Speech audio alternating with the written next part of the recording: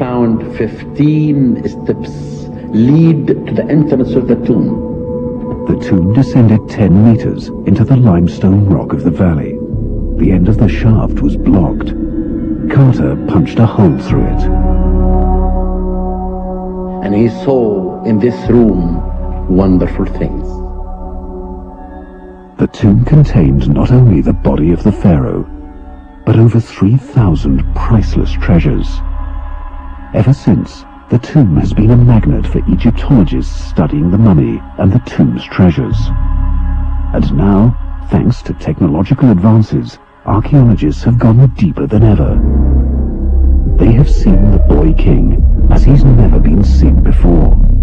Archaeologists are using modern medical science to study his 3,500-year-old body. Computed tomography, or CT scans, take thousands of X-rays of a body and put them together to produce a 3D image. The CT scan is wonderful really in archaeology. You can actually see everything. You can see how this king died, when he died. You can look at everything. Scans of the boy pharaoh's teeth can help determine his age at the time of his death. It's actually quite informative on the dentition, but you can see that the roots are not fully developed on the third molar teeth. It wouldn't be unreasonable to say between 18 and 20. Experts are investigating a mysterious hole in the back of King Tutankhamun's head. Could this be the wound that killed him? If you look at the skull, you'll find there is a hole in the back of the head. There's a lot of damage to the upper vertebrae, perhaps even the base of the skull, at the foramen magnum, the place that connects. The wound is consistent with the kind of damage that would be inflicted in an attack. That hole made everyone to believe that the golden boy was murdered. Did the young king meet a violent death?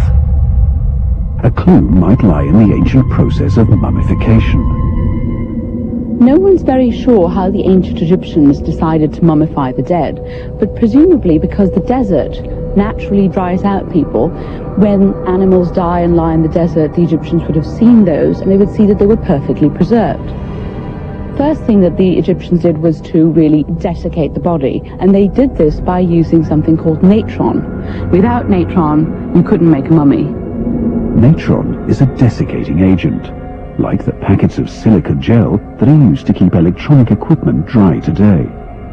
Natron's basically a mixture of salt and baking soda, and what it does is it just draws away all the liquid in your body, and that's what makes a mummy.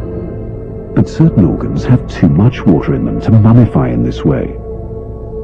You leave the organs in, they sort of rot and explode.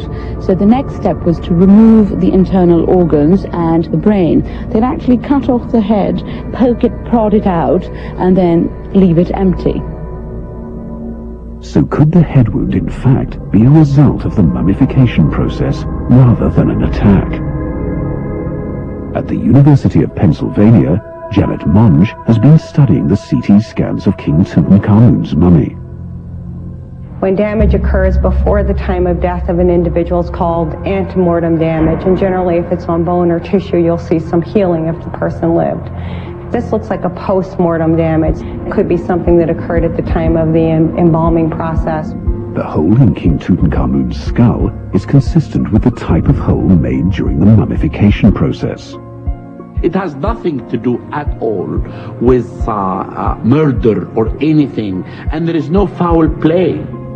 How the king died remains a mystery, but science can help to reveal how he lived. It appears the pharaoh did not look as regal as his death mask suggests. He has this nice square chin. Except for that, his face is quite slender, quite slight. Of course, I don't think you would want to make fun of the king. But if the king was in a schoolyard, I think that he might be the kid that you gave the little nickname to, like Bucky or something like that. The scans clearly show the boy king had buck teeth, unlike his famous mask.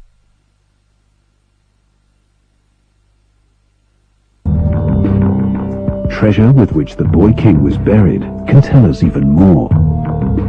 Tutankhamun's tomb has produced more riches than all the other discoveries of Egypt put together.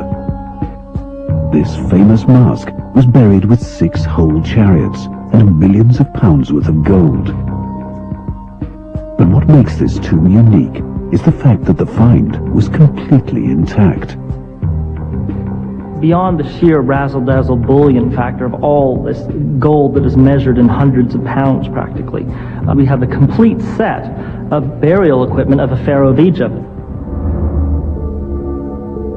The artifacts tell us something about the personality of the pharaoh, and they were designed to the same standards as those he would have used in life.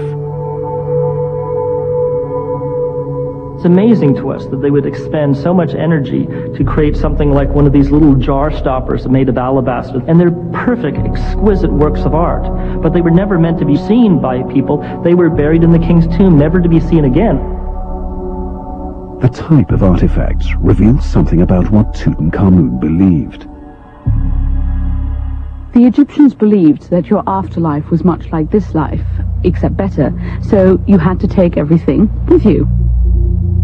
The objects the boy king wanted in the afterlife were the ones he had enjoyed during his lifetime.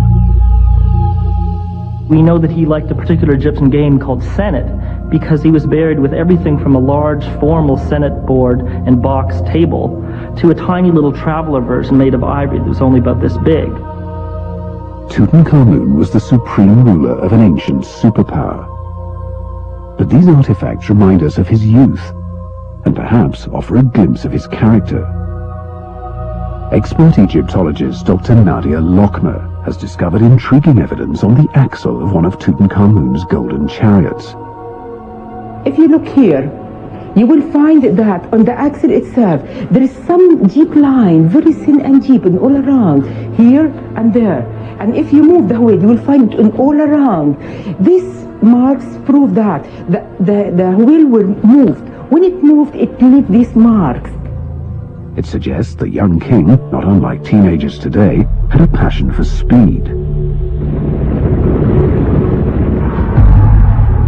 It seems likely that Tutankhamun was buried with a chariot that he had actually raced across the Egyptian desert. It's just one example of how modern analysis can provide a glimpse of the boy pharaoh's personality.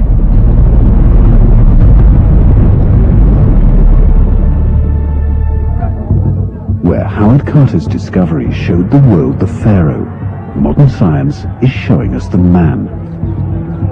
Further analysis of the tomb's artifacts and Tutankhamun's mummy is likely to unearth more details about the real human being behind the mask.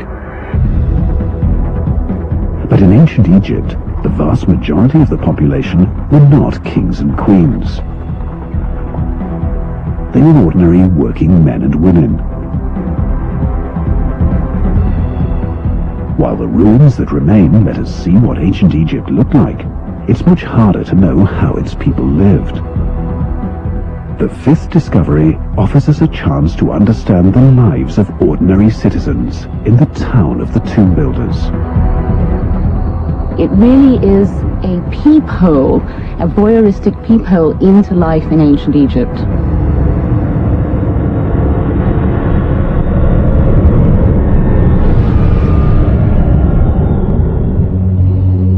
The town of Deir el-Medina gives a rare insight into daily life in ancient Egypt. It stood on the west bank of the Nile.